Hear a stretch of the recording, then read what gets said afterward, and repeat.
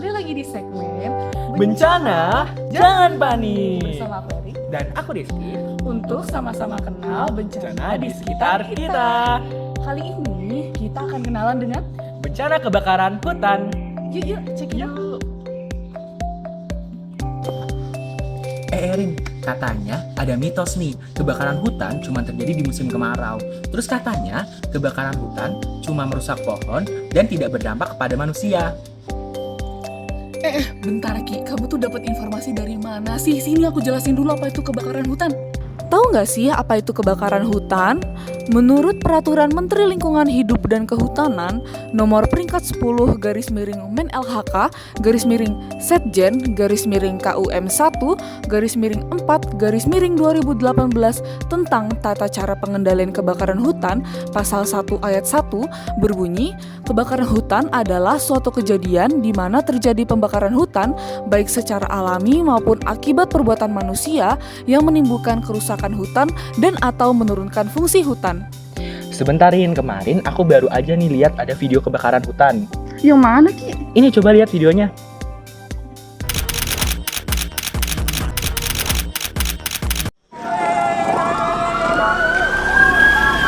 Luas lahan yang terbakar secara nasional berdasarkan data dari satelit Sipongi milik KLHK, jumlah lahan seluruhnya itu mencapai 328.000 hektar.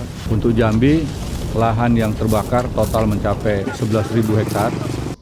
Ih, ngeri-ngeri banget ya, Rin. Ya Iki, kasihan tahu alam kita. Tapi aku tahu nih beberapa faktor penyebab kebakaran hutan di Indonesia.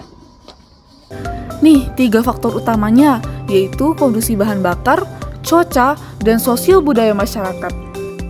Kondisi bahan bakar yang rawan terjadi kebakaran adalah jumlahnya yang melimpah di lantai hutan, kadar airnya yang relatif rendah atau kering, serta ketersediaan bahan bakar yang berkesinambungan.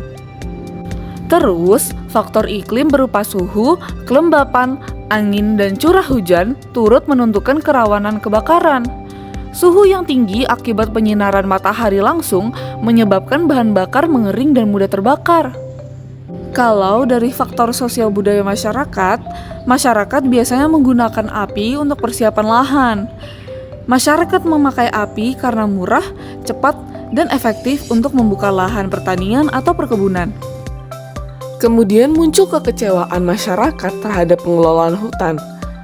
Konflik sosial muncul akibat sistem pengelolaan hutan yang tidak memberi manfaat ekonomi, memicu tindakan anarkis dan eksploitasi hutan. Kemudian ada pembalakan liar atau illegal logging. Aktivitas ini meninggalkan bahan bakar kering seperti ranting dan daun yang mudah terbakar, terutama di musim kemarau. Ada lagi nih, kebutuhan hijauan makanan ternak atau HMT. Masyarakat membakar padang rumput yang tidak produktif lagi agar tumbuh rumput baru yang lebih berkualitas. Dan kurangnya kesadaran akan bahan api. Kebiasaan seperti membuang puntung rokok di hutan atau kelalaian dalam penggunaan api memicu kebakaran. Tapi Rizky, emang ada dampaknya? Ada banget, Rin. Kamu mau tahu separah apa? Sini aku spill. Dampak kebakaran hutan ada dari segi kesehatan. Yang pertama, gangguan pernafasan. Asap mengandung partikel berbahaya yang memicu batuk, sesak napas, dan memperburuk asma atau PPOK. Selanjutnya, sakit kepala dan mual. Racun dalam asap mengurangi oksigen darah dan mengiritasi sistem saraf. Dan yang terakhir, ISPA dan risiko jantung. Daya tahan tubuh menurun, meningkatkan infeksi saluran napas dan penyakit kardiovaskular. Dampak kebakaran hutan ada dari segi sosial ekonomi, seperti aktivitas terhambat, sekolah diliburkan, transportasi terganggu akibat kabut asap. Selanjutnya, kerugian materi, lahan pertanian, hutan dan pariwisata rusak, biaya pemadaman dan pemulihan pun tinggi. Dan yang terakhir, pengungsian. Warga terpaksa nih mengungsi karena udara beracun atau ancaman kebakaran.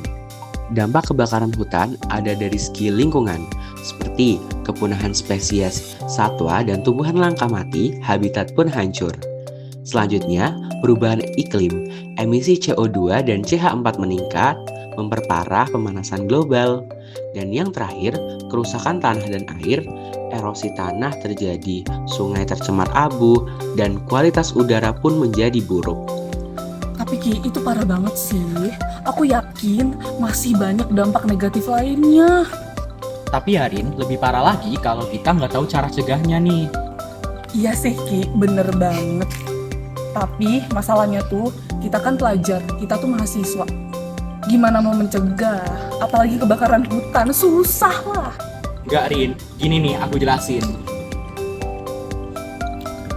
Upaya pencegahan dan penanganan kebakaran hutan. Yang pertama, melakukan pemantauan daerah rawan kebakaran. Waspadai area hutan yang memiliki potensi kebakaran tinggi, terutama saat musim kemarau panjang.